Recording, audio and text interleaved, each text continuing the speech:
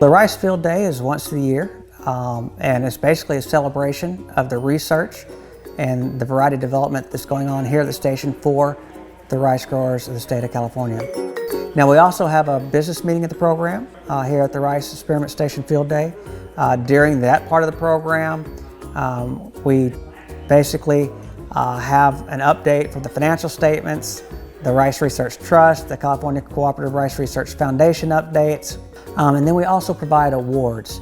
This year we had 2 awards for service on our board.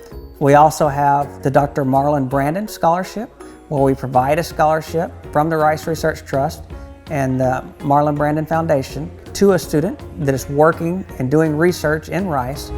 We had about 400 people come in attendance.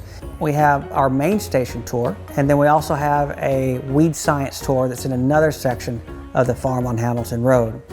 And we have these 2 tours going on simultaneously. In our main station tour this year, we had 5 different stops. The first stop with University of California Cooperative Extension Service, they were talking about red rice and integrated pest management, providing updates to the growers. So we do have some trials in this field behind me. They're super weedy. I presented a little bit about weedy rice, and it's the world's worst weed of rice. I've been working on it now for about 6 years. It's the same species as rice, and that's what makes it so difficult to control. So you're talking about controlling rice in a rice field. So it's a little bit tricky, and it's been very difficult for us to identify. It's been very difficult for us to survey for it. So one of the hardest weeds I've ever worked on. Hi, my name is Espino. I'm the rice farm advisor for Butte and Glenn counties. The presentation during the tour was a short update on our disease, my disease work, and also a little bit of an update to growers about another disease, Bacony, that we're starting to see a little bit more of in growers' fields.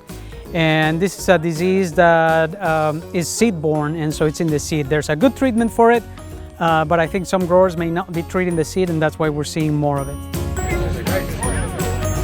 The second stop was with our long grain breeder and our short grain breeder, talking about new varieties that they have on the horizon in their programs, and also talking about our marker-assisted selection program as well.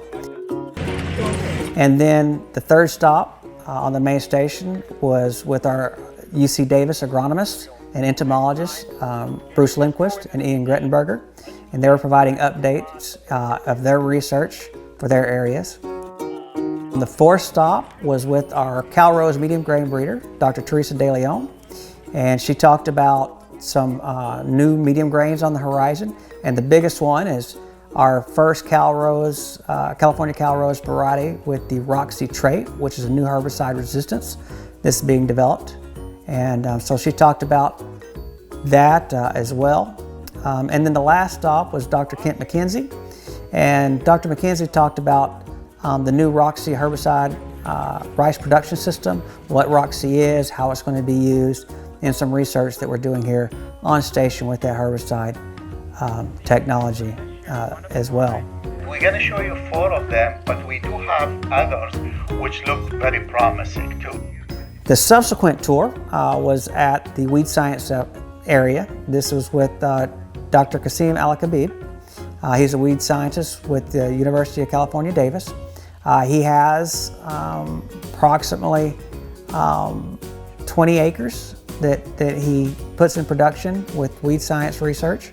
And he goes over all the different new herbicide technologies and herbicide programs and provides an update to the growers there. Right now we're actually growing 21 foundation seed rice varieties. So basically the California Cooperative Rice Research Foundation's Rice Experiment Station, where you're at here today, we have a foundation seed program.